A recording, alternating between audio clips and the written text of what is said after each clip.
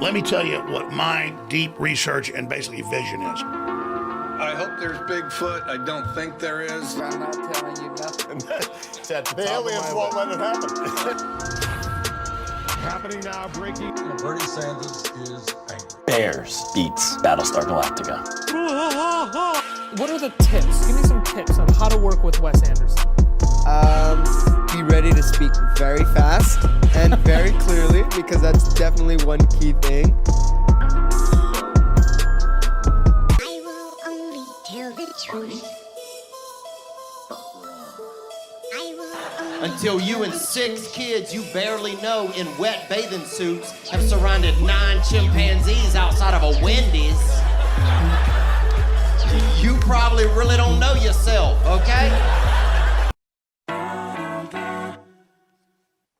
Yep. And we back.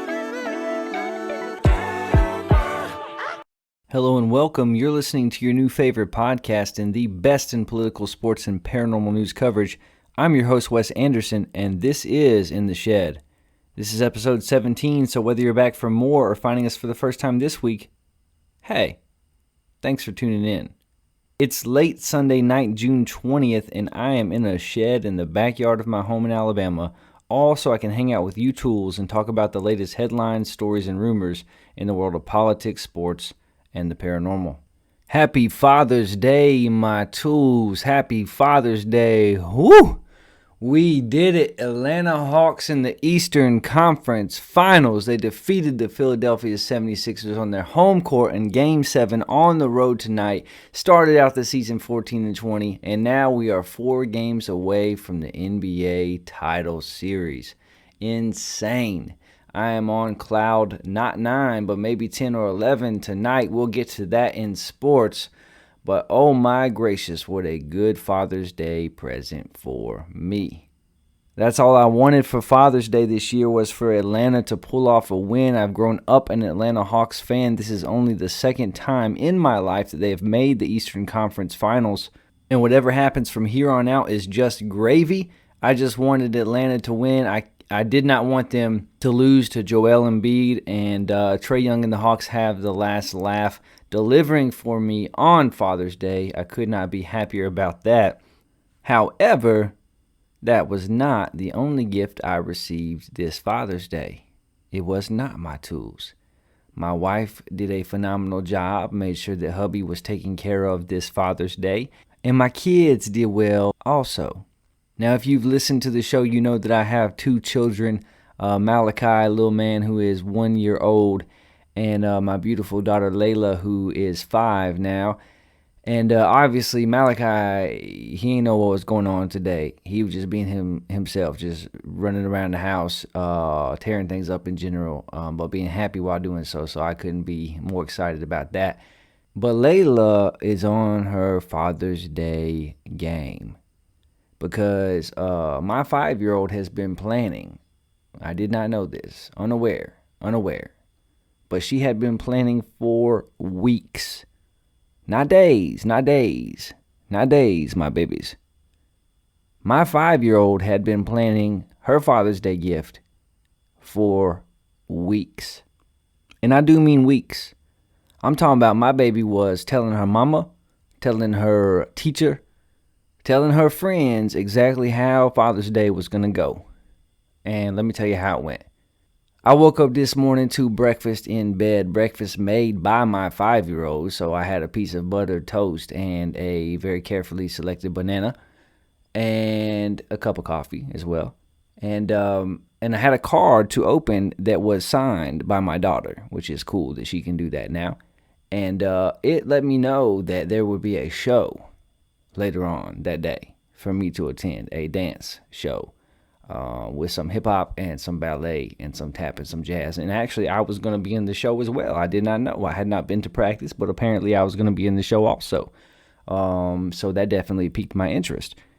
And then the gifts started coming in. It was a few things that Mama had helped pick out, and I was excited about those things. I unwrapped them. I appreciated them. A book that I had wanted to read, some different things.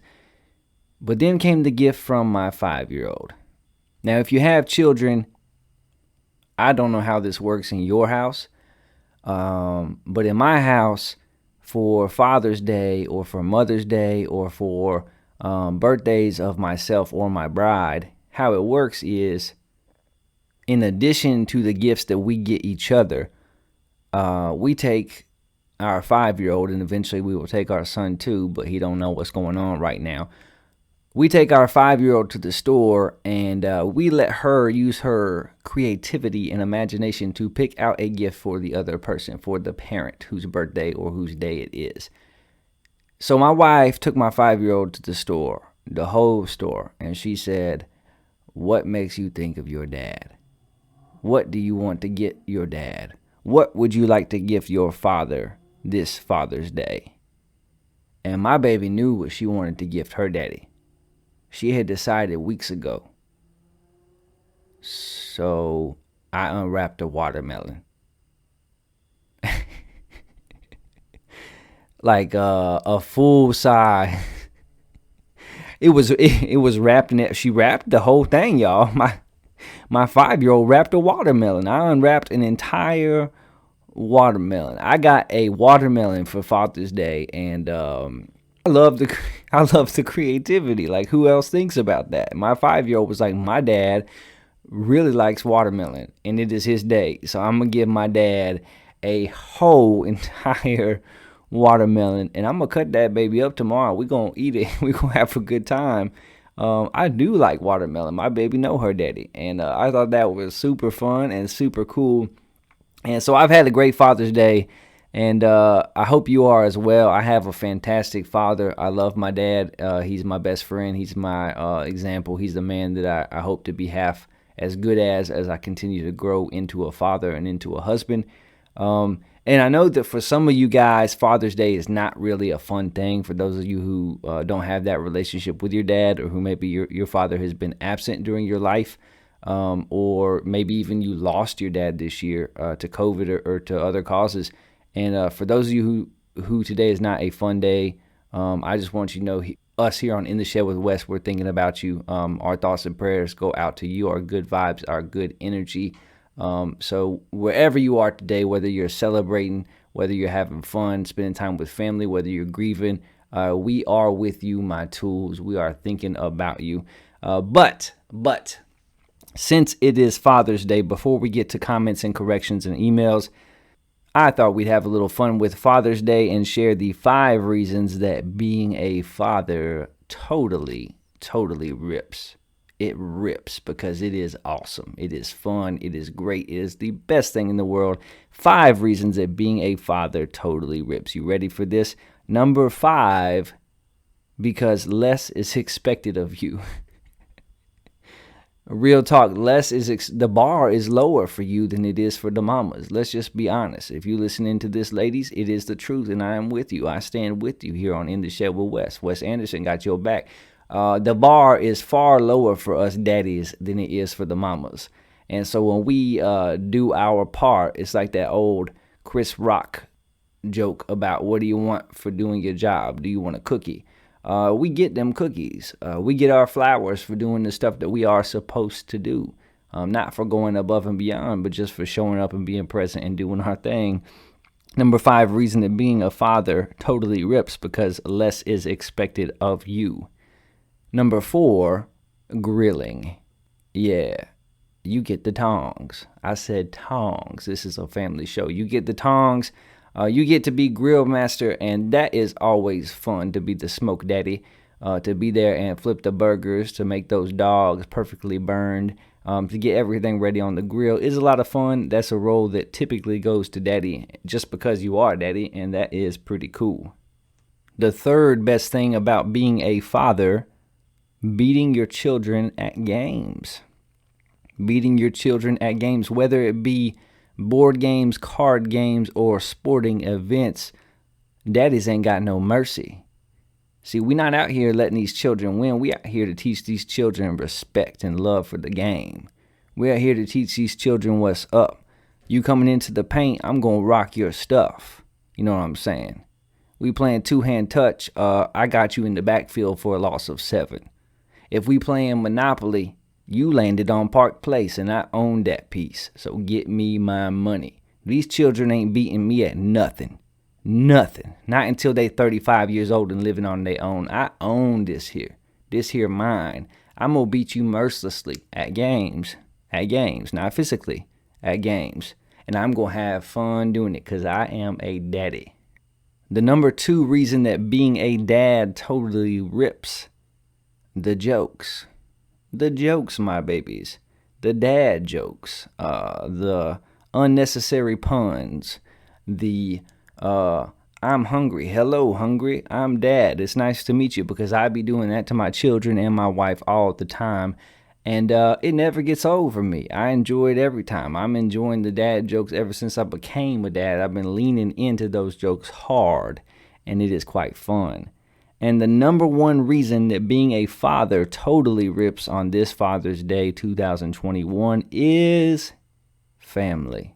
Family. That's right. We're going to take it to a serious sentimental place, because being a father is all about having the opportunity to break generational curses in your family, the opportunity to set the example, to raise young men that are going to be good fathers and good husbands, that are going to look out for the most vulnerable in society. They're going to love their wives. They're going to take care of their children, teaching your daughters what it looks like to be empowered, to have self-esteem, to believe in themselves, to accomplish, not to settle, to know how they want to be treated, to set the example, to invest in the lives of little people who you are raising, so that when you unleash them on the world, they do not do harm to the world, but actually they bring healing and hope and love into a world that is in desperate need of it.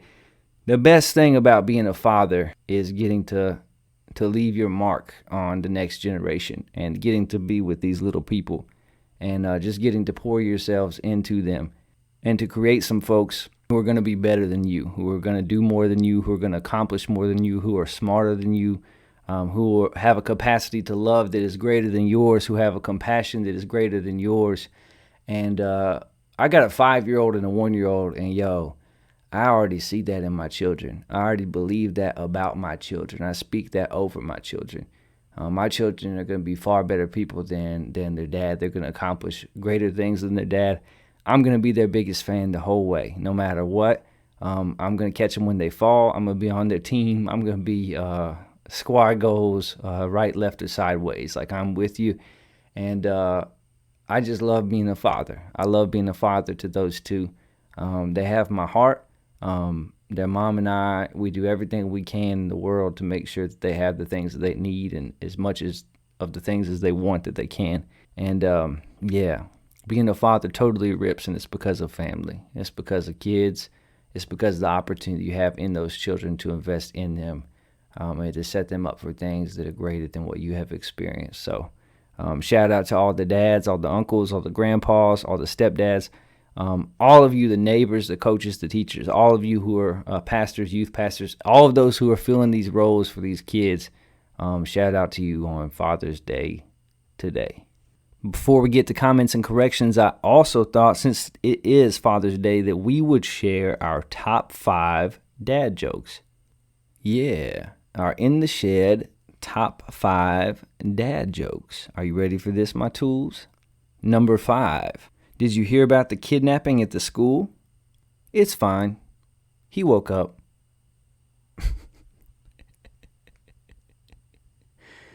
Oh, man, that one's good. The kidnapping. All right, you probably get it. Number 4. At first, I thought my chiropractor wasn't any good, but now I stand corrected. I'm fighting temptation to just explain every one of these jokes to you like you don't get it, but I know you probably do. Number 3. Why are balloons so expensive? Inflation.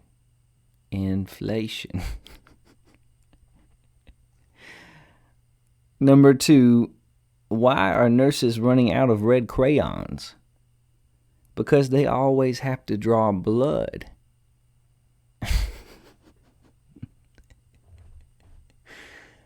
They always have to draw blood. Okay, all right. And the number 1 dad joke, the very best dad joke for us here on In the Shed with Wes. What do you call an illegally parked frog? Toad.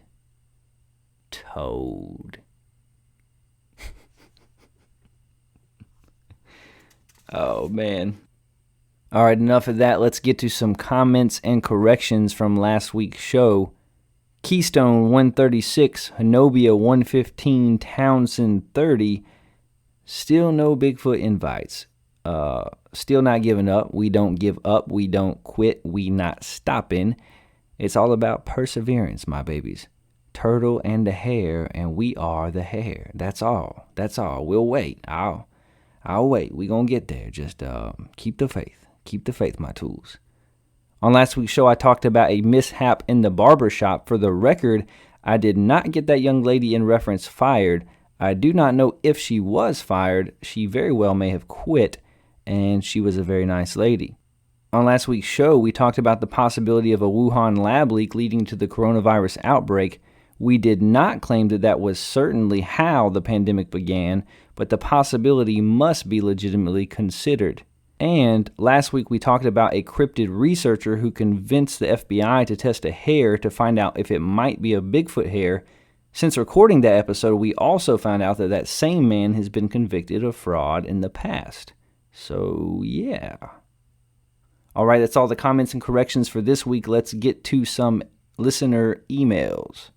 Sammy from South Florida writes, Wes, you apologized for your voice on the last episode, but honestly, I think it sounded better. I really liked it.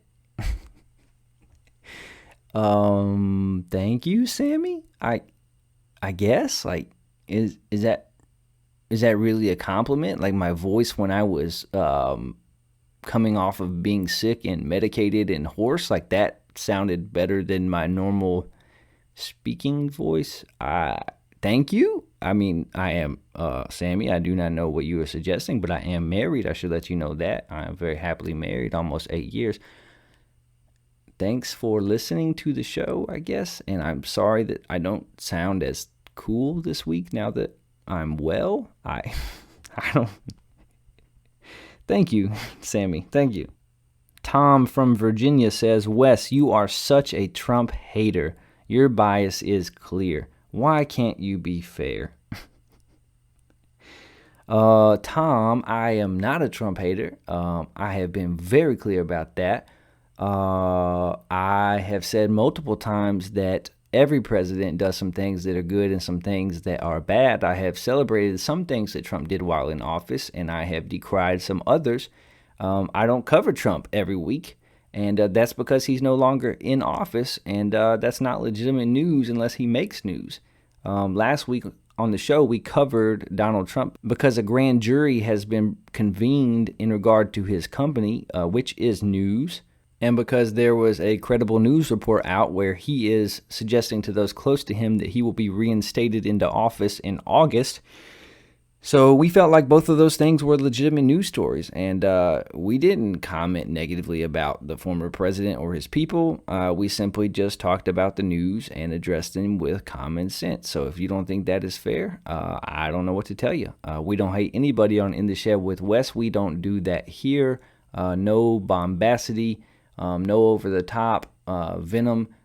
We just give it to you straight. So if you didn't think I was fair, I'm sorry you feel that way, but we keep it a buck with you on In the Shed, and we will keep on trucking. Catherine from Alberta, Canada writes, Wes, your open-mindedness and fair coverage of the Wuhan lab leak story is refreshing. Thank you. I appreciate that, Catherine. Maybe I could get you to have a conversation with Tom from Virginia and let him know that, in fact, sometimes we happen to be fair and open-minded on this show. Look, the truth is we don't know what caused COVID. We don't know how the outbreak happened, but we do need a legitimate investigation into it. And in our mind, that has to start with the fact that there is a lab right there in Wuhan that investigates this exact type of virus. That is a key thing. And there's been enough coverage, the fact that the scientists got sick prior to the outbreak with similar symptoms. It needs to be investigated. That's all that we are saying. It needs to be considered and covered fairly. And thank you for recognizing that we did that on our show here. And Alex from Georgia writes, the black-eyed kids legend is terrifying. If true, I think it's definitely of extraterrestrial origin. Hey, Alex, we agree that is terrifying. That's why we included it on our last episode. While there haven't been nearly as many sightings or experiences with black-eyed kids as with some other phenomenon and other cryptids and legends and lore, we thought that it was super interesting and worthy of sharing. As far as whether or not it's extraterrestrial, I couldn't tell you. I've never experienced this for myself. But thought that it was definitely worth sharing on the show. All right, that's all of our listener emails for this week. If you would like to email the show, you can reach us at intheshedwithwes@gmail.com. Again, that's intheshedwithwes@gmail.com. We might even read it on air. And do not forget that you can follow us on Twitter at InTheShed4. That's @InTheShed4. We're finally up to 330 followers as we continue to build this thing together, and we are still actively soliciting reviews on Apple Podcasts where we only have 2.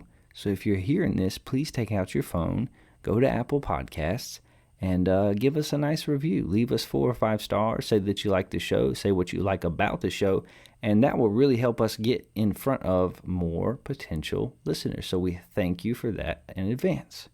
All right, let's switch to the world of politics, and let's hit the headlines. Georgia's Secretary of State finally admits 2020 election foul play in Atlanta, writes InfoWars. From Newsmax, rumored defection could topple Communist Party. White House eyes ending migrant family expulsion by July 31st, according to Axios. Democrats' domestic agenda faces serious setbacks by Republican obstruction, says The Guardian. And finally, the Supreme Court was unanimously wrong about LGBT rights, and that is according to MSNBC. Our first story in the world of politics: Biden told staff not to serve leafy greens because he didn't want to be photographed with leaves in his teeth, report says. Haagen-Dazs ice cream, special case cereal, and a plethora of fruit and vegetables were always on hand when President Joe Biden lived in the vice president's residence, according to the New York Times.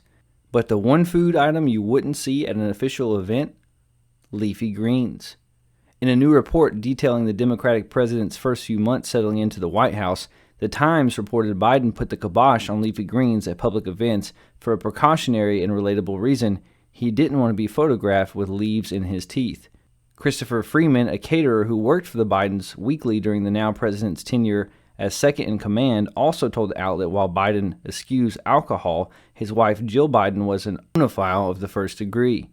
Among the foodstuff staff were told to keep stocked in the vice presidential kitchen were 1 bunch of red grapes, sliced cheese, 6 eggs, sliced bread, 1 tomato from the garden, and at least 2 apples at all times. Since taking office in January, Biden's eating routine has been heavily dictated by the pandemic, which has reportedly forced him to take his 30-minute lunch break alone, except for his weekly lunch appointment with Vice President Harris. But despite full days of policy and politicking, Biden is usually back in the White House residential wing by 7 p.m. each night to eat dinner with the First Lady Jill Biden.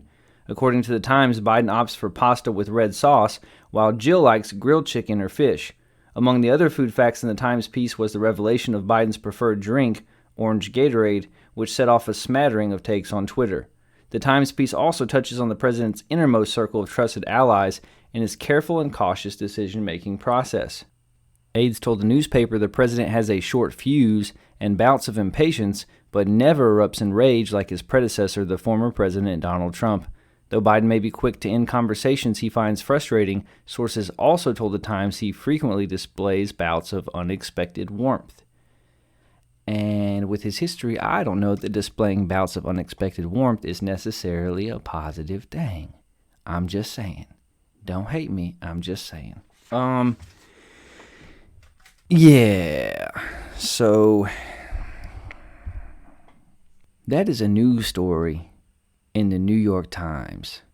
The blankety blankety blankety blankety blankety blank New York Times. Is that really where we're at today? Is that really what we're doing? We have to cover this president with such kid gloves that we're putting out news articles about the fact that he says before official events he would rather not eat leafy greens because they might get stuck in his teeth. Not only is that not a news story, but I don't care. It is not even interesting. I don't care. Don't tell me about what food is on his plate. Tell me about what is coming across his desk. Tell me about what he's doing for our country. Tell me about how he's working with Republicans, how he's compromising with the left wing of his own party. Tell me who has his ear. Tell me about his foreign diplomacy. Tell me how he's going to find peace in the Middle East. Tell me how he's going to strike a deal on infrastructure. You're telling me that he likes pasta with red sauce and that he prefers orange Gatorade. First of all, nobody prefers orange Gatorade. If that is true, that might be the most alarming thing I've ever heard about Joe Biden. Orange Gatorade. Like, I don't know that I can think of one that is worse than orange Gatorade off the top of my head. It would take a lot of thought. Like, this is the New York Times. This is where journalism is at today. And this is where I have to side with my ultra right-wing friends who talk about the disparity between the way that President Trump was covered and how Joe Biden is covered. Because even when he was running for president, he was not vetted in the same way as other candidates who have run for president. Let's just be honest. Let's keep it a buck. The dislike for Donald Trump was so great that President Biden, and then candidate Biden at the time, was handled with kid gloves. I'll never forget the time that he came out of the fast food restaurant and there was some things swirling, some questions that needed answering. And the reporter got one question in, and it was, what flavor ice cream did you choose? Like, this is for real. Supposed to be the watchdog of government, the media. And we're writing articles in the New York Times about the fact that Joe Biden would not prefer to have leafy greens served before official events because he might get them stuck in his teeth. And look, I get accused all the time of being a Trump hater. I get accused, after this, I'll get accused of being a Biden hater. I'm not. I've highlighted on this show several things that I am appreciative of the Biden administration for doing. I've talked endlessly about how every president does good things and bad things, some good, some bad. But this man is the president of the United States of America. It's time for the media to actually step up and cover what it is that he's doing. And I get it. Like, if you turn on Fox News, 100% is negative coverage. And if you turn on MSNBC, 100% is positive coverage. I get it. But it's got to be some middle ground. And covering the fact that he don't want leafy greens on his plate is not that middle ground. New York Times. It's time for the media to do their job. Cover this man with honesty. Talk about the actual policy and the implications of that policy. Talk about the positives that he's bringing to the table and the negative fallout as well. We're adults. We can handle it. Just because Donald Trump wasn't y'all's cup of tea don't mean that you have to pretend that Joe Biden is a flawless individual that don't make mistakes. We see the shortcomings. Most of us see some positives too.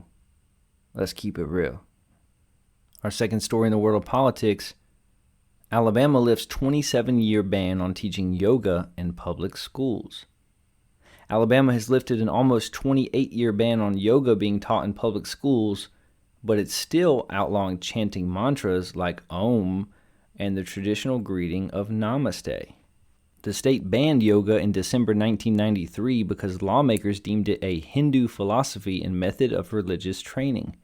But Governor Kay Ivey signed legislation into law Thursday that allows public school boards the option of teaching yoga, albeit in a form far removed from the classic class settings that keen yogis will recognize. All instruction in yoga shall be limited exclusively to poses, exercises, and stretching techniques, the new law states.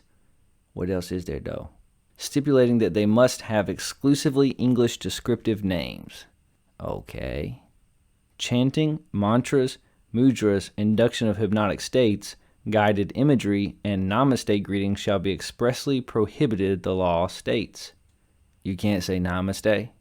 It's against the law in a public school setting in Alabama in 2021 to say namaste. K-12 kids will only get taught the newly named poses once their parents sign a consent form confirming that they understand that yoga is part of the Hinduism religion and are okay with it, the law states. Parents have to sign a consent form for their kids to do yoga. Like, for real. This is not a joke. Yoga. It's stretching. Like it's stretching. The ongoing restrictions aren't useful and showed phobias or blatant disrespect to the Hindu culture, complained Democratic Rep. Jeremy Gray, who sponsored the bill. Saying terms like namaste is still outlawed from being taught in Alabama schools. However, he was forced to be flexible and accept them to keep the bill from failing, he said. Gray is a former cornerback at North Carolina State University who did yoga as part of his training. We know that scientific studies show that yoga helps children cope with daily stressors as well as helping to improve behavior, concentration, mobility, flexibility, and strength, he said. Gray shared numerous messages of thanks for the bill, with many saying namaste despite the greeting remaining banned.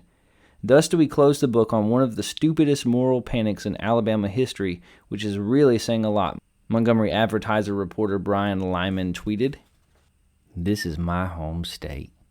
This is where I sit right now and where I have been raised for most of my days. This is why we can't have nice things, Alabama. Why on God's green earth do we have to be like this? It was against the law until 2021 to teach yoga in public schools in the state of Alabama. What in the world were you so fearful of? The fact that yoga came from the East? The fact that other religions practice it? My goodness. You are aware that when you're doing yoga, it's just some stretching and some posing and some things that get your body right. And as far as where your mind goes and what you focus on and what you say and what you think about, that's up to you. It ain't nothing that's wrong with yoga or meditation. You can meditate on anything you want. If you're a Christian, you can meditate on the Word of God. You can meditate on the Bible. If you're an atheist, you can think of some positive thoughts about yourself, and you can meditate on that. All meditation is focusing on a certain thing or idea or subject matter. And they banned yoga. They was afraid in Alabama that if these children start stretching their bodies, their minds might stretch also. I'm tired, y'all. I do yoga. It's good for your body. It's good for your posture. It's good for your flexibility. And when I do it, I throw me on some good music and I have a good time. I think about different things, but it gets me in the right state of mind. And to be so fearful of things that you don't understand, that you deny that to children that need different ways to cope, that need different ways to channel themselves and their energy, that need different outlets for their energy. I think that's shameful and ridiculous, and it's an example of what's wrong with this state. It's an example of the many ways that sometimes we fail to be not only current, but even just comprehensible. That's just backwards beyond belief in 2021. So I'm not even going to congratulate you, Alabama, on getting rid of that crazy and ridiculous law. I'm just going to say namaste. Yeah, namaste. Our next story, Congress is trying to give Jeff Bezos' space firm $10 billion of your tax dollars. Elon Musk and Jeff Bezos are two of the richest men in the world, and while both are clearly brilliant titans of industry, neither of them achieved that status without multiple handouts from the government. Musk's Tesla and SpaceX have received nearly $5 billion in government aid over the years in various forms: grants, environmental credits, tax breaks, discounted loans, and more, while Amazon received more than $3.7 billion in taxpayer subsidies at the federal level alone. Recently, the two men have been competing for another taxpayer-funded contract, a NASA grant to put astronauts on the moon. Last month, it was announced that Musk's company SpaceX would be awarded the contract after their bid came in at almost half the cost of Bezos' Blue Origin's offer. After the loss, Blue Origin and a third company in the running filed protests with the Government Accountability Office, but it seems that the review process may be bypassed thanks to the actions of federal lawmakers who are now angling to help Bezos receive a $10 billion contract anyway. That's right, since Bezos lost the bid, lawmakers are scrambling to make a second grant in addition to the contract awarded to SpaceX. To make that happen, they're working to pass an amendment to the Endless Frontier Act, legislation meant to increase scientific research and technology funding. The amendment was added to the bill by Senator Maria Cantwell, a Democrat from Washington, who happens to represent the state where Blue Origins is headquartered. You don't say. While the third company, Dynetics, would technically also be in the running for the new pot of cash, most seem to believe that Bezos would be a shoo-in for it. Despite its massive price tag, the legislation is being moved rapidly through Congress and appears to have broad bipartisan support. A Senate procedural vote last weekend passed by a 71-27 margin, The Intercept reports, and Senate Democrat leaders are eyeing a Thursday vote for final passage, after which it would need to move through the House of Representatives. Disclosures show Blue Origin spent $625,000 lobbying the Senate between January and March of 2021. Reports show that $50,000 of that went to a team of lobbyists that focused on the moon landing program. All in all, that's a heck of a bargain in exchange for a $10 billion government contract. Though the notoriety of Bezos and Musk is drawing attention to this particular handout, this is really just rank-and-file behavior for Congress, which spends much of its time doling out tax dollars to billionaires and corporations. The federal government alone spends roughly $75 billion a year on subsidies to private businesses, and that's only scratching the surface. Boeing gets billions of dollars from states and Congress. Under the initial stimulus package of 2020, the Cheesecake Factory got $50 million. Nike has received more than $2 billion, and on and on and on it goes. There's no easy way to fully measure the dollar amount of corporate handouts across federal, state, and city budgets, much less the amount of corporate welfare given via other means like selective tax breaks or regulatory favoritism. As Charles Koch once said, subsidies and mandates are just two of the privileges that government can bestow on politically connected friends. Others include grants, loans, tax credits, favorable regulations, bailouts, loan guarantees, targeted tax breaks, and no-bid contracts. Corporate welfare is a form of cronyism and is a direct attack on free market capitalism. It allows the government to pick winners and losers, and it is flatly wrong both ethically and economically. When the government interferes in the market, it limits competition, often rewarding people for bad business practices. It reduces consumer choices, it stifles innovation, and it forces taxpayers to fund products and programs against their will. It is a complete perversion of a free market system, and the fact is neither Bezos or Musk should receive public dollars for their space exploration desires. It's time we stop bailing out billionaires. So, Jeff Bezos, who is the richest man in the world. Jeff Bezos, who got a divorce and whose wife instantly became the richest woman in the world. Jeff Bezos, who could literally burn money in his front lawn for fun every day and still have more money than the rest of us put together, is going to be rewarded for losing out on a bid by being gifted $10 billion from Congress. And notice that this decision is one that is supported bipartisanly, because that's important here. That means that whether you are a Democrat or a Republican, conservative or liberal, that the people that you have elected and put into power, the people that we have voted for, think that it is not only okay, but necessary to give the richest man in the world an unearned $10 billion contract from the government. Is it just me, or is that not what we have elected you to do? Like, do you support this type of behavior, my tools? Is this something that you are okay with? Because I am not. I find it morally irreprehensible. When we have so many who are struggling, who are living on the streets, veterans who are homeless, people who die because they cannot afford health care, 100,000 businesses that have closed because of the pandemic, people who are struggling to make ends meet, whose small businesses were not labeled as essential. Even though they were told they had to stay home, their business had to remain closed.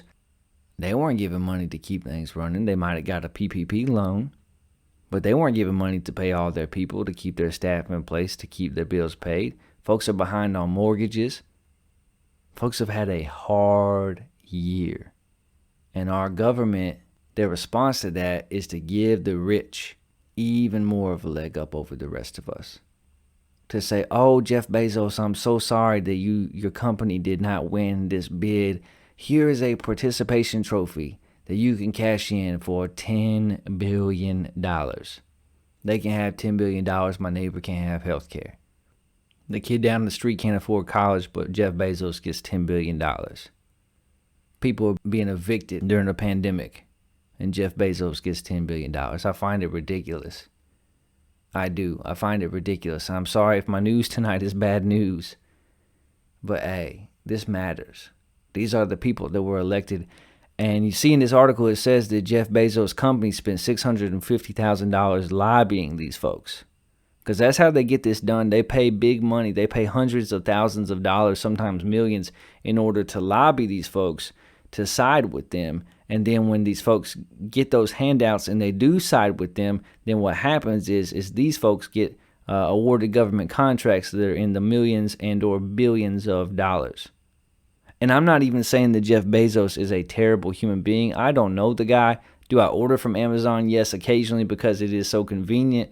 Like, he's built something, and I'm not against people building something, but hey, he's the richest man in the world.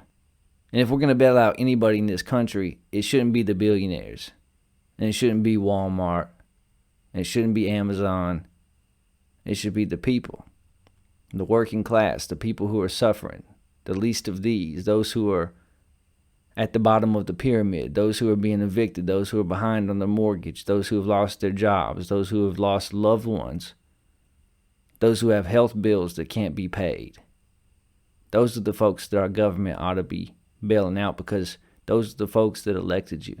And they may not be able to pay hundreds of thousands of dollars to lobby you, but they're the reason why you're in office, and those are the folks that you're supposed to represent and that you're supposed to remember. Jeff Bezos, $10 billion grant. Ridiculous. Our last story in the world of politics: Massachusetts lobster diver survives being swallowed by a whale. I was completely inside, he says. A commercial lobster diver says he was swallowed whole by a whale off the Massachusetts coast on Friday, but made it out alive with only minor injuries following the life and death encounter. Michael Packard, 56, of Wellfleet, was released hours later from a Cape Cod hospital following his scary encounter with the humpback whale. He told WBZ-TV he was 45 feet deep in the waters of Provincetown when the attack occurred.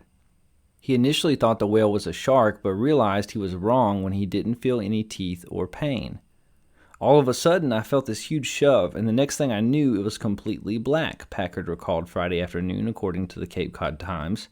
I could sense I was moving, and I could feel the whale squeezing with the muscles in his mouth. I was completely inside the whale. It was completely black, he added. I thought to myself, there's no way I'm getting out of here. I'm done. I'm dead. All I could think of was my boys. They're 12 and 15 years old. Packard says he thinks he was in the whale's mouth for about 30 minutes. He was able to breathe because he still had his breathing apparatus. In an effort to save himself, Packard said he began shaking the whale's head before the animal surfaced and ejected him.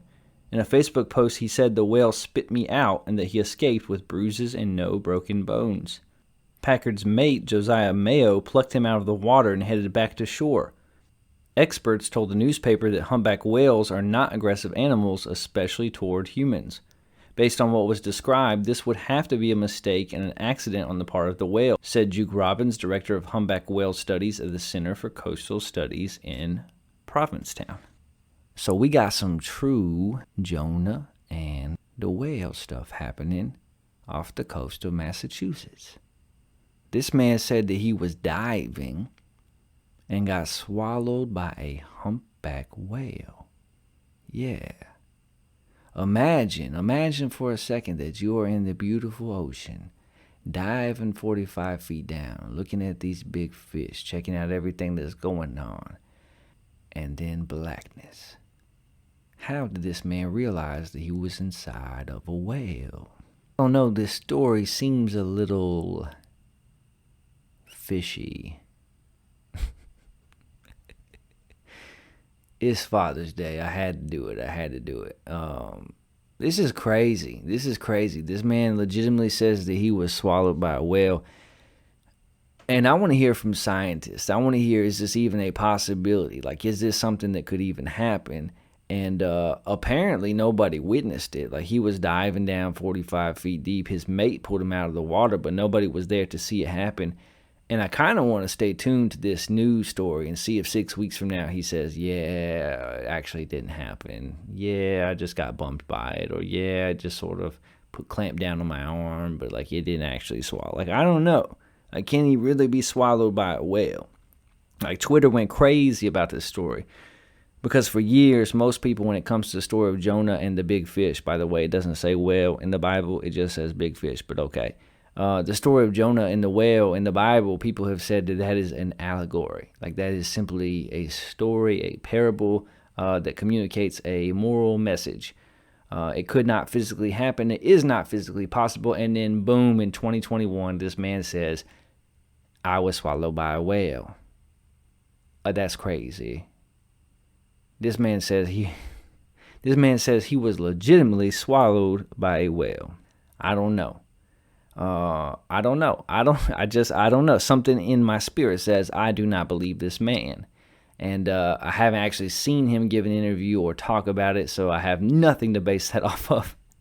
He might be a wonderful gentleman, but it's kind of a hard to believe thing that he was legitimately wholly swallowed by a whale for 30 minutes and then spit back out. That's crazy. What do you think, my tools? Was this man actually swallowed by a whale? Do you believe his story? Or do you think that he embellished it or that he made it up for some reason? Who knows what reason? Email us at the show intheshedwithwes@gmail.com. That's intheshedwithwes@gmail.com, and let us know what you think. We'll keep an eye out for any updates on that story. I would love to hear from witnesses, hear from scientists. If you are a scientist, feel free to email the show and tell us, is this even possible? Is this real? Is this a hoax? It is wild to even think about, and a fun story there. That's all for the world of politics. Let's switch to the world of sports. And let's hit the headlines. Packers have one plan regardless of who is at quarterback. Tom Brady and Patrick Mahomes grace the cover of Madden. Suns GM Jones named Executive of the Year. Oklahoma men's basketball team signs Eastern Illinois transfer M. Johnson. And Alabama men's basketball player Rojas tears ACL but may return in time for the season. Major League Baseball has announced that Shohei Ohtani will participate in the Home Run Derby this year, and you know what that means. Absolutely nothing. We don't talk baseball on In the Shed. Let's get to some NBA basketball. Before we talk NBA playoffs, there are some coaching news to share with you. A lot of openings in the NBA already. The Wizards have fired Coach Scott Brooks. The Pelicans have moved on from Stan Van Gundy after just 1 year. The Magic and Steve Clifford have agreed to part ways, and Rick Carlisle has decided to leave the Dallas Mavericks. Obviously, the two that stand out the most in that group are the Pelicans' firing of Stan Van Gundy, mostly because it's after just 1 year. Stan Van Gundy is a proven head coach in the NBA. He was hired by New Orleans to kind of take care of that young roster, to improve them on the defensive end especially, and they're already moving on after just 1 season. Reports have come out since that Zion Williamson, the star player for the Pelicans, his family is not happy with the things that New Orleans has done, the way that they've surrounded him with talent, the coaching hires that they've made, the trades that they've made, that they want him to be on another team. And so this might be as simple as the fact that Zion Williamson is not a fan of Stan Van Gundy. We know that Stan is a hard-driving coach, that he is a bit of a yeller and a screamer, that those things don't always pan out well with a young roster, and that he has butted heads with Brandon Ingram throughout the year as well. However, the Pelicans knew all of those things going into this season. So last year in the offseason, for them to hire Stan Van Gundy and then give him 1 year and then move on, it shows a bit of uncertainty within the organizational structure for the Pelicans. It shows that their leadership is unsure of their decision-making. This is a panic move. This is a, oh no, Zion may not like him. Let's fire him and get someone that's easier on Zion. And I don't think that's going to work out in the long run for the Pelicans. The Pelicans did not live up to their hype this year. They had more talent on the roster than their record reflect. But Stan Van Gundy is a good X's and O's coach. It was his first year. He really didn't have a full training camp with COVID. He wasn't able to put in his system. So to move on from him after just one season, y'all better know what you're doing. And you better be able to get somebody in there that is a better coach than Stan Van Gundy. Because Stan Van Gundy has played in the finals. And last time I checked, Zion Williamson ain't even made the playoffs. So, yeah. The other one that sticks out to me is Rick Carlisle deciding to leave the Dallas Mavericks. Rick Carlisle is a coach that I have great respect for. I think that he's a top 10 coach in the NBA. Behind Greg Popovich, he had the longest tenure with any team coming into this season. I think he was with Dallas for like 13 years or something like that. He's had success everywhere he's been, had success in Indiana, had success in Detroit, had a lot of success in Dallas. And this is like a day or two after their GM, Donnie Nelson Jr., moved on from the team as well. So a shakeup in Dallas, and we'll see what happens there if this is an opportunity for that team to sort of rebuild and put in a new GM and a new coach and get some new ideas around their star player Luka Doncic. We'll see how that shakes out there. The Magic have a lot of young talent. The Wizards have a couple of star players in Bill and Russell Westbrook. But the Pelicans have Zion Williamson, who is a rare talent. They have other talented players on the roster. And the Mavericks especially. The Mavericks have been in Game 7 of the first round of the playoffs 2 years in a row and have come up short both years. But they have a generational talent in Luka Doncic. They have some pieces there. They're going to look to put some more pieces around him. And if you're a head coach, you got to think that's an attractive position. So it'll be interesting to see what happens with each of those vacancies. Who is hired? Will it be retreads? Will it be new candidates? Will it be assistants in the NBA or possibly college coaches? We'll keep an eye on that there. Another update, last week on the show we talked about the Boston Celtics and the shakeup in their organization. Well, the shakeup just continues because this week Brad Stevens has made his first move as president of basketball operations, and he has traded point guard Kemba Walker to the Oklahoma City Thunder for Al Horford. Al Horford, who left the Celtics in free agency a couple seasons ago, went to Philadelphia and then wound up in Oklahoma City the next year. And this is indicative of some issues in the locker room that Boston had. I told you on last week's show that if anybody knows the problems inside that locker room and with the construction of that roster, it would be Brad Stevens who had to coach that team. And it's pretty telling to me that his first move is to trade away Kemba Walker. And pundits on ESPN and FS1 and different sports stations have rightly pointed out that mostly this is a salary dump as the Celtics are over the cap and have Kemba Walker signed to a giant contract when he has not been able to be healthy for them. However, there's more to this story as well. I think this goes back to locker room dynamics. Though Kemba Walker is a good basketball player and was well liked by his teammates, I think that this shows that Brad Stevens does not trust Kemba Walker and does not believe that he is the type of player in the locker room that can help this team go to the next level. And he's swapping him for a player that he does believe provides that veteran leadership in Al Horford, a player that the Celtics desperately wanted to keep a couple years ago, but who chose a different team and an option with more money. The next thing that will be interesting to me to see what the Celtics do is what they do with Jason Tatum and Jaylen Brown. Will they keep both players or will they commit to one or the other and trade one away? While the player that I like the most is Jaylen Brown, I think that the thing the Celtics should do is hold on to Jason Tatum and get another piece or two for Jaylen Brown and really shake this team up and add some depth to the roster that they haven't had in years. So Brad Stevens makes a splash with his first move as the president of basketball operations. It'll be interesting to see what he does with the rest of that roster, and we will certainly keep an eye on that. But let's talk some NBA playoffs. We're down to 4 teams. We have reached our final 4. In the East, we have the Bucks and the Hawks for the Eastern Conference Finals. In the West, we have the Suns and the Clippers. When we last talked, the Bucks and the Hawks were both up against it and both needed to make changes, and both teams did. The Bucks have defeated the Nets on their home court in Game 7. Of course, a big story in this series is the fact that Kyrie Irving went down and missed multiple games, and James Harden played but was on one leg coming back from an injury.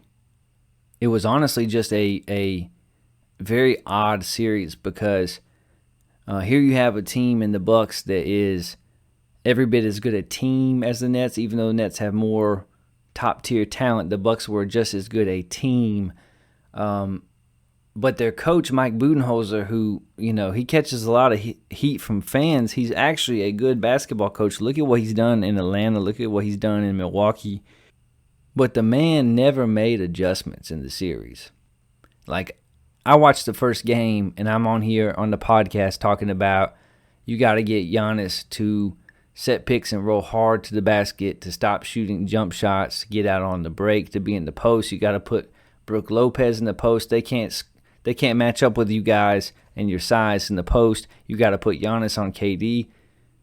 And none of that ever happened. It took until Game 6 before the Bucks decided to tell Giannis, hey, stop shooting three-pointers and get yourself in the post. They cannot guard you from 8 feet in. You have the quickness and the size and the strength advantage. Get them boys in the post, put your back on them, and dunk the basketball. Hey, get out on the break and go to the hoop. Hey, set you a pick at the top of the circle and then roll hard to the basket. You're either going to get a dunk or you're going to take both defenders with you, and our guard is going to get a jump shot from about 15 feet. It took them 6 games. It took me 1, but it took them 6 games to make that very simple adjustment. But I guess to their credit, they finally did in the nick of time. Although we still never saw Giannis guard Kevin Durant, and I don't know why they insisted on putting PJ Tucker, who's 6'5", and Middleton on Kevin Durant. Like, why not guard him with your Defensive Player of the Year candidate who is his equal size, who actually has blocked his jump shot in the past, and who can physically match up with him? Like, I don't get it. We saw it in like 6 or 7 possessions in Game 6, and that's about it. So, a weird series in the sense that there was some injury for the Nets. The Bucks found a way to win, and yet you're somehow not super encouraged by the way that they won. Like, they grinded out a couple games. They got a win. They took care of business on the home floor. They beat the Nets on their floor. And yet you're not going into the conference finals like this is one of the best teams in the NBA. You're kind of like, y'all looked really good against the Heat, and you're very lucky to have beaten the Nets. And that's where we stand. Because Giannis still can't shoot. I've told you all season long the man's jump shot is broken, and he insists on continuing to shoot, and he can't shoot a free throw. I'm not even talking about making free throws. The man can't shoot a free throw. He did better in Game 7, but if these refs are actually calling things by the letter of the law, I don't think he got any of those free throws off in 10 seconds or less, like not even one. And it's just because it's in his head at this point. Chris Middleton played well in that series against the Nets. He'll play well in the Eastern Conference Finals. PJ Tucker did PJ Tucker things, mucked up the game, made it more difficult for Kevin Durant. But Drew Holiday, who they traded for, who they brought to the team to make a difference, who they paid cash money, he's going to have to step up. Because other than like one game and a 2-minute span down in the clutch of Game 7, Drew Holiday was absentee. That man was nowhere to be found. Like me when the bill come due, like that man was not present. And he's got to provide his team more. The Bucks are the team in the NBA. I have not seen another team in the NBA that has as many possessions with 0 passes or 1 pass as the Milwaukee Bucks. Like so many times against the Nets, they came down the court and Drew Holiday or Giannis or Middleton, whoever had the ball, would just dribble up top of the key and then either drive or pull up for a jump shot. Or they would make 1 pass and whoever they passed it to would drive or pull up for a jump shot. I've never seen an NBA team pass the ball so little. So the Bucks beat the Nets. You did your job. Congratulations. You've grown as a team. But you didn't look good doing it. And you're going to have to play better. On the other side of the Eastern Conference, my Atlanta Hawks are in the Eastern Conference Finals, my babies. Yeah, ATL, what's up? T.I., what's up? Waffle House, what's up? Chipper Jones, what's up? Fred McGriff, what is up? Bobby Cox, what is up? Young Thug, what is up? Jermaine Dupri, what is up? Jeezy, what is up? Luda, what is up? Lecrae, what is up? Atlanta, Dominique Wilkins, Dikembe Mutombo, Mookie Blaylock, Christian Laettner, this is for you boys. We done made the Eastern Conference Finals. Woo! I was hyped. I ain't get my hope up or nothing. I thought, y'all know I'm a Hawks fan. Look, I thought Atlanta was going to get blown out by 15 points in this game. After we had a chance to put the 76ers out of their misery in Game 6, like I predicted, by the way, and failed to do so, I thought the Hawks were a goner. I thought that Joel Embiid would come out on fire. Tobias Harris would get his man in the paint. I thought that we were a goner. So I didn't get hype. I didn't give myself any hope. The entire game, I just thought of different ways and scenarios in which the Hawks could blow it. But with 5 minutes and 49 seconds left in the game, my red-headed stepson, Kevin Huerter, hit a turnaround jump shot from about 17 feet to tie the game at 84 apiece. And I stood up off the couch, and I was fully alive. And I was hopeful for the first time that maybe this was actually going to happen. Maybe despite the fact that Atlanta was missing a starting forward, despite the fact that Bogdan Bogdanovic had a hurt knee and couldn't hit the broadside of a barn, despite the fact that we were in Philly, maybe Atlanta was going to come out on top. And shawty, they did. And they did so with Trae Young having his worst game of the playoffs. I think he finished with like 21 points and 10 assists, but he did not play that well. He hit a couple big shots down the stretch, but the Hawks just found a way to win. Kevin Huerter played his best game of the series. He kept the Hawks in it. Clint Capella played admirably. And the Hawks had this by-committee approach. They had toughness. They had defense. They turned Philly over, I think, 18 times in the game, which turned out to be the difference in the game. And the Hawks have defeated the 76ers in 7 games. So the Eastern Conference Finals is now the Milwaukee Bucks versus the Atlanta Hawks. And part of me is tempted to pick a 4-0 sweep for the Bucks. Because if you just look position to position, the Bucks have the definite advantage over Atlanta. Like, I don't know who on Atlanta is supposed to guard Giannis. John Collins? Giannis is faster and stronger and more athletic than John Collins. Who's supposed to guard Chris Middleton? Kevin Huerter? Like, on paper, the Bucks have the definite advantage. And it's interesting, too, because the Hawks have a rematch with their former coach, Mike Budenholzer. My head tells me a 4 or 5 game sweep or gentleman's sweep for the Bucks. But, hey, Bucks fans, I'm going to warn you. I'm going to give you the same warning I gave New York fans, the same warning I gave Philly fans. Don't mess around and let Atlanta come to your house in Game 1 and steal a win. Because what has happened in both series so far is Game 1 has gone to Atlanta on the road, and it has turned out to be the difference. It has bolstered their confidence. It has proved to them they can win on the road. It's given them a situation where they're playing ahead of the count, so to speak. And if Milwaukee slips up and lets Atlanta win one on the road in Game 1, we could have an interesting series. Like, I don't know what adjustments Nate McMillan will have to make in order for Atlanta to be competitive with Milwaukee. I don't know how Trae Young will play being guarded by Jrue Holiday, who is one of the better defensive guards in the league. I don't know if Bogdanovic can play, or if he does, how well he will play. But if Atlanta wins Game 1, things might get interesting. So in the East, you have Atlanta versus Milwaukee for the conference. In the West, you have the Suns and the Clippers. The Clippers defeated the Jazz in 6 games to move on to the conference finals.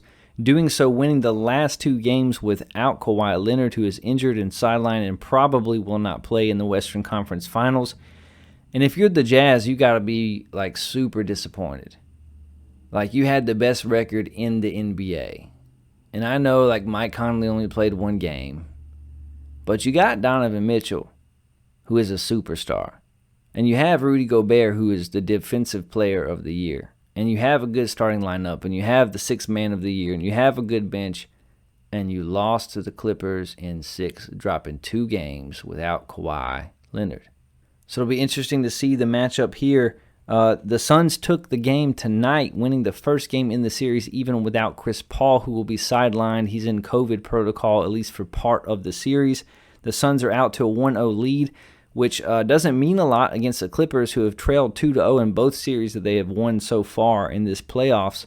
It's going to be an interesting series to watch. The Suns are a good team. They feel like a team of destiny. They have a lot of offensive firepower. They have improved tremendously on the defensive end. They get out in transition and run. And the Clippers have one of the most talented rosters in the NBA. They have looked terrible at times and not lived up to expectations, but here they are finding themselves in the conference finals. And they have a heck of a coach in Tyronn Lue, who's been there before, who knows how to make adjustments, who knows how to use a roster. I'm not going to make picks tonight. I will make my picks and put them out on Twitter tomorrow night. So you can follow us at InTheShed4 on Twitter. That's the @ and then the words InTheShed4, the number 4, if you want to see those predictions. So far, we've done pretty awesome. We only missed 1 in the first round. And in the second round, we got every single pick right. We took the Suns to beat the Nuggets in 7 games, and it only took 4 games, but we still had the right team winning there. We picked the Hawks in 6. They actually beat Philly in 7. We took the Bucks in 7, who actually won in 7. And we took the Clippers over the Jazz in 6, and we got that one exactly right. So if you want to know what happens or what's going to happen in the NBA playoffs, just stick with us, my tools. We'll tell you what's happening. We'll tell you what's going to happen. Hey, we've been pretty doggone accurate. Go back and look at our picks in the first round. In the second round, we have been pretty accurate. So if you want to know what's going to happen in the Eastern and Western Conference Finals, follow us on Twitter or tune in next week when we talk about it. It's going to be a lot of fun. I can't wait to see what happens in each conference final series. That's all for the world of sports. Let's switch to this, the world of the paranormal. Our first story takes us to Seattle, Washington. Seattle zombie woman TikTok video causes a stir. A so-called Seattle zombie woman TikTok video is causing a stir, although some people think the term is inappropriate because it involves a woman who appears to be in some kind of distress. What is causing her distress is unclear. The video was first shared by TikTok user 627, whose name is Aisha Brown Couch. Her name is Brown Couch. Her name is Aisha Brown Couch. That is hilarious. This lady's name is legitimately Brown Sofa. Aisha Brown Couch. That's awesome.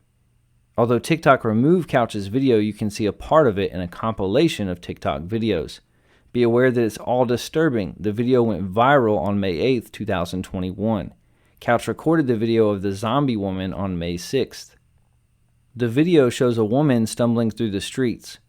What the bleep? The person making the video says as the bizarre scene unfolds. We've reached out to Seattle police to get more details and will add their responses once received. But for now, here's what you need to know. In one scene, the woman, her hands clutched around her chest, is walking through the streets and howling or yelling in apparent distress. In both scenes, she's limping or dragging one leg or foot. 2 police officers show up at one point to try to help the woman. She appears to only be wearing one shoe. In another scene, multiple officers cluster around the woman as she's lying on the ground. The woman is in great distress in all of the video scenes. At one point, she struggles while officers put her on a stretcher, and she can be heard crying, "I don't want to go to the hospital." She screams and begs as officers restrain her. She also appears to only have patches of hair. Couch, the TikTok user who first shared the video of the woman, described what she saw in a now-deleted caption. The face, torn clothes, 3 strands of hair, agonizing screams. "I was shook," Couch captioned her original post according to Dextero. The police ended up coming to help her. Couch later posted an update about the woman who was outside her window. Living in a city like Seattle, it's not uncommon for people to not have the resources to properly care for their mental health, their housing, for their addiction, and so unfortunately, it's not abnormal to hear someone screaming like that in the middle of the day, she said. When I looked out my window and I saw her face, I was truly shook and a little bit scared because I've never seen someone look like that. She went on to say that she took and shared the video out of morbid curiosity and nosiness, but she wants to remind viewers that the woman in the video is a real person who deserves compassion. It's not clear who the woman is or why she's in distress. Some people thought it was a fake and part of the filming for a movie, while some people thought that she was really a zombie. Some people thought she was in an accident, and others suggested that she was having a mental breakdown. The truth is not known. So, I don't know if you've seen this video or not. It can be found online, and it is disturbing. And the reason this woman is called a zombie woman is because if you've ever seen The Walking Dead, this lady is walking exactly like a walker from The Walking Dead. Like, she's not walking, she's ambling across the sidewalk and the pavement in the street, and she's dragging one leg to the side, and she's moaning. And her face seems to be covered in blood, or something that resembles blood, and she's wailing. And police do come, they do try to help her, they wind up taking her away on the stretcher. I don't know what this situation is. I tried to find an update before coming on air, and there simply is not one out there. I don't know if this woman was suffering some type of mental health breakdown, if she was experiencing bad effects of some type of drug or narcotic, or a host of other possibilities. I do not know. She clearly was in distress and needed some help. But the video itself is frightening. Like, it is creepy. And I understand why the girl who took the video said that this is a real person and, like, we should have compassion. But, I also understand why she took the video and shared it and captioned it "Zombie Woman," because this is not normal. The way that this woman is moving and speaking and behaving, it is not a normal thing.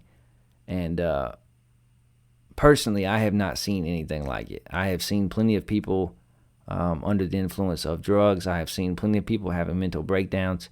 I have never seen anything like what is in that video, and it is creepy. And I hope that this woman is receiving the help that she needs. And I hope that when they put her on that stretcher and they took her somewhere where she can get that help. So I'm looking for an update. As soon as I find one, I'll share it with you. But if it is not going to be a hard thing for you to watch that will cause you harm, I encourage you to go look up that video and see what you think.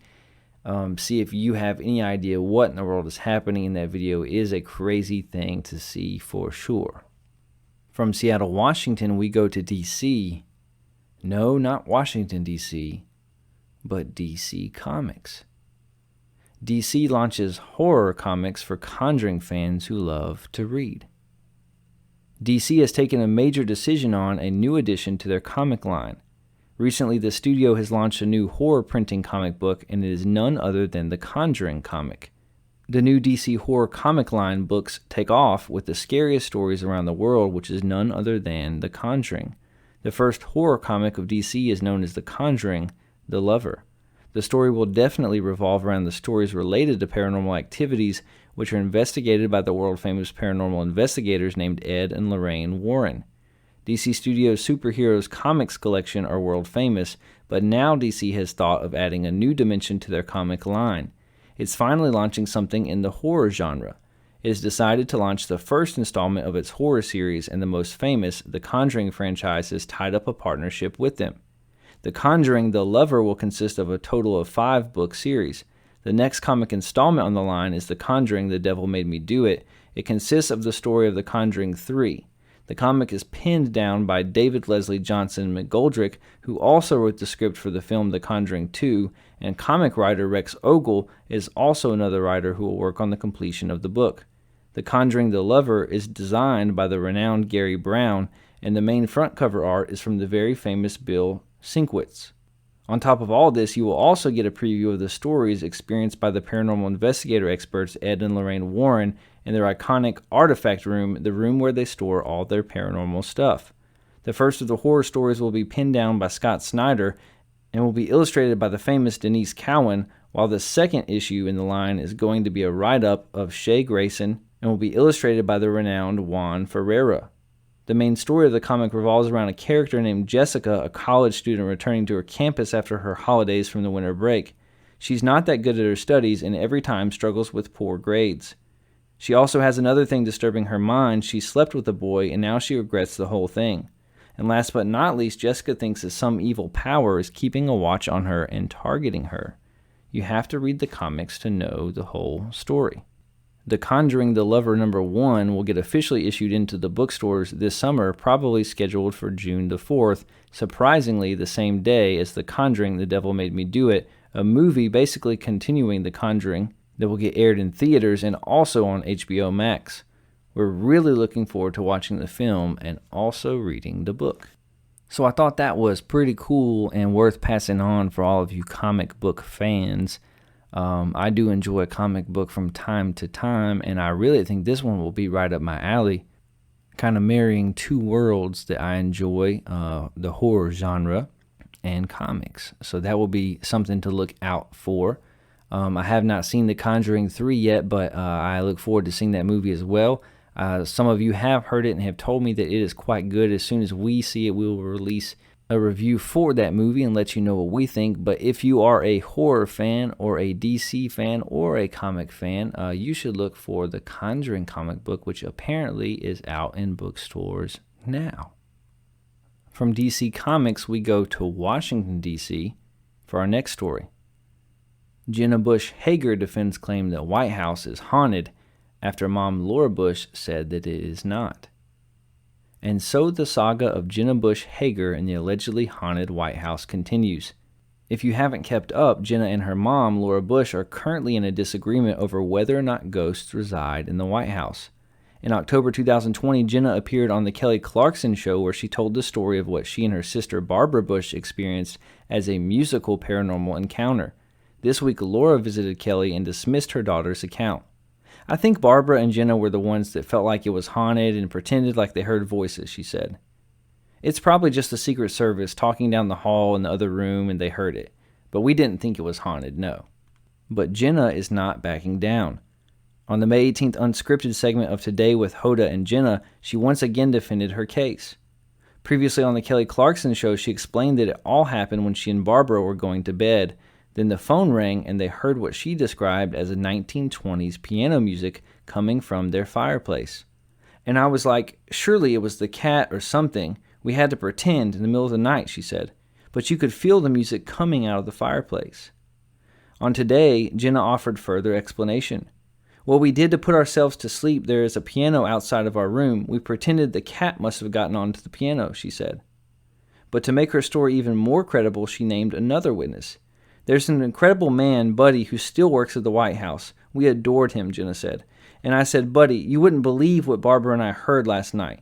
And he said, oh, Jenna, you wouldn't believe what I've seen in these walls. So who do we believe?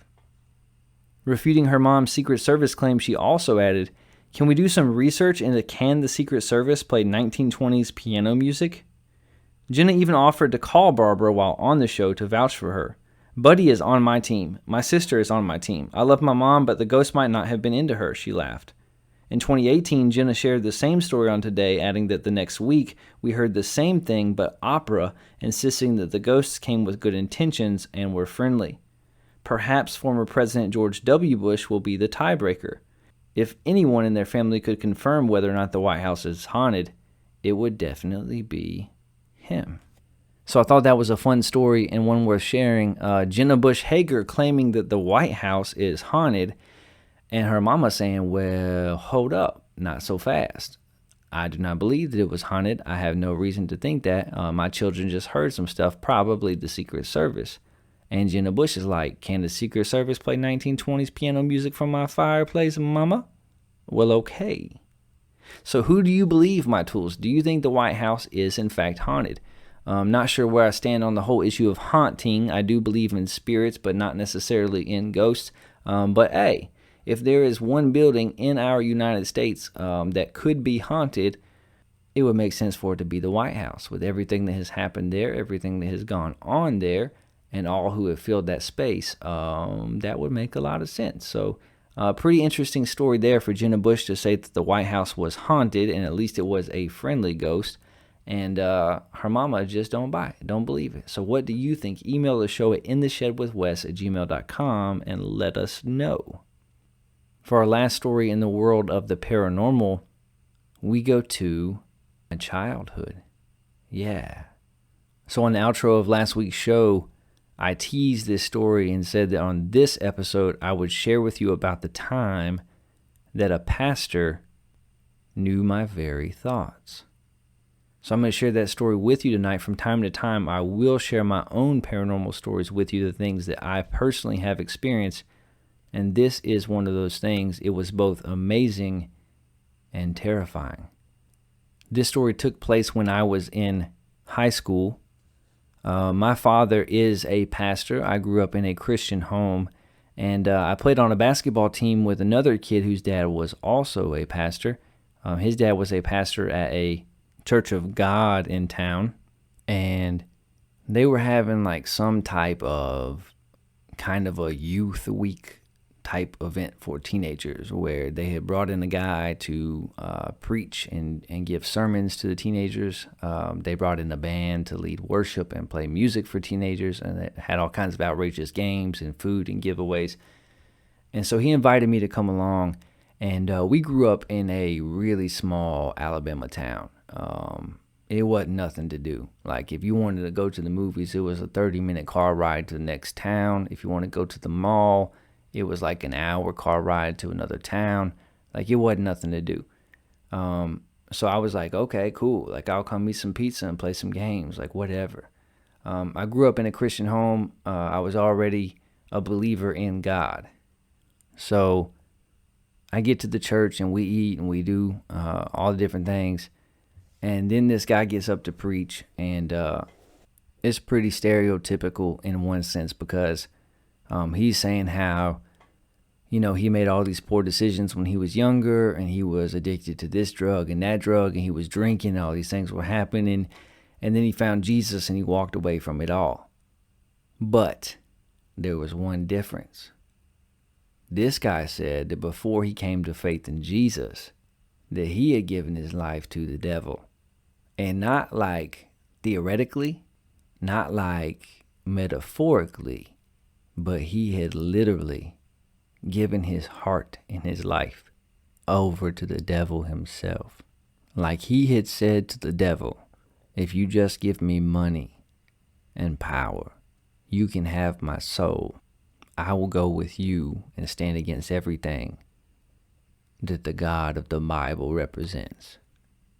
So a lot of times at those things you hear about how folks have messed up or sinned or fallen short or made bad choices in their youth, and then Jesus had helped them get free of those things. This is the first time I had ever stood in front of someone who said, I worshiped the devil. I communed with darkness. So already it was a little bit of a freaky situation. Like, this man, you know, you might be thinking con artist, or I don't buy it, or I don't believe it, but he wasn't joking. He could have been wrong, but he wasn't joking. So we get to the end of the service, and this man has preached for a while, and he gives an altar call, which, if you're not someone who grew up in church, what that means is that he basically gave an invitation for people to come up to the altar and pray and give their lives over to God, right?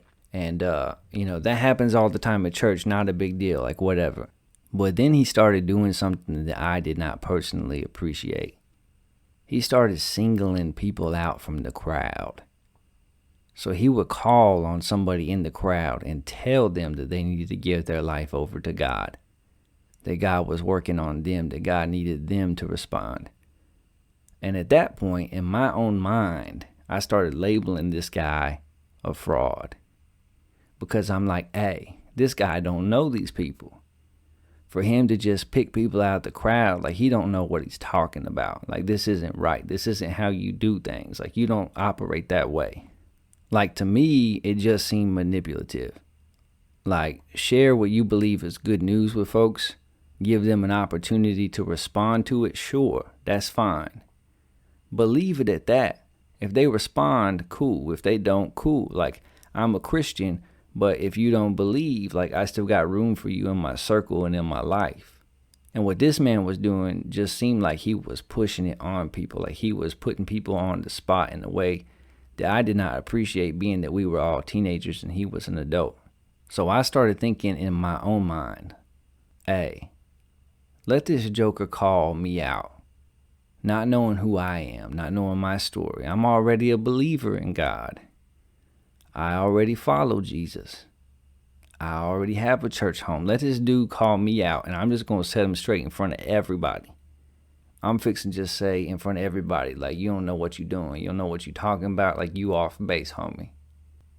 But I tried to move past it, and I tried not to be distracted. And so I'm sitting there. I'm sitting in this pew. I got my eyes closed. I'm saying a prayer in my own mind, not out loud, but in my own mind. And I have some things I'm worried about, some things that are specific to my life, some details, some things that I hadn't really shared with folks that was going on in my friend group and in my life. And I start praying about these things, and this man fixes his lips and says, young man in the red shirt. And I'm like, I have on a red shirt. Surely he is not talking to me. So I just sit there. I leave my head bowed and my eyes closed.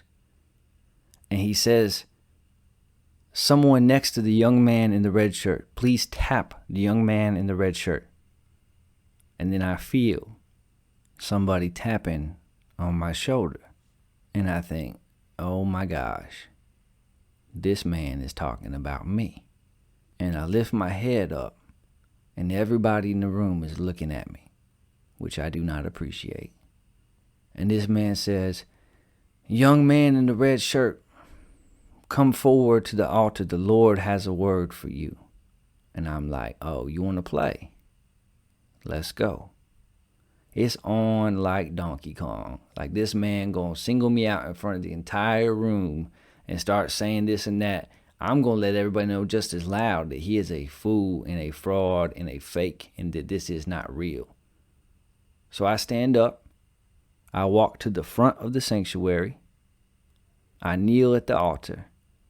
And this man looked me right in my eyes. He puts his hand on my shoulder. He bends over, and he proceeds to tell me in my ear every single thing, word for word, that I had just prayed about in my own mind quietly moments before. Word for word, he repeats those things back to me. And then he tells me that the Lord wants me to know that I'm on the right track, that the things that I'm doing will be rewarded, and that my worries come from a place of care for those around me and not from a place of selfishness, and that is a great thing. And then he prayed a prayer over me, asking that God would continue to guide me and give me strength. I was floored. I didn't know what to say, because here I had marked this man as a fraud and thought that he was a fake and a phony because he was singling people out in the room. And he wanted to single me out. He don't know me.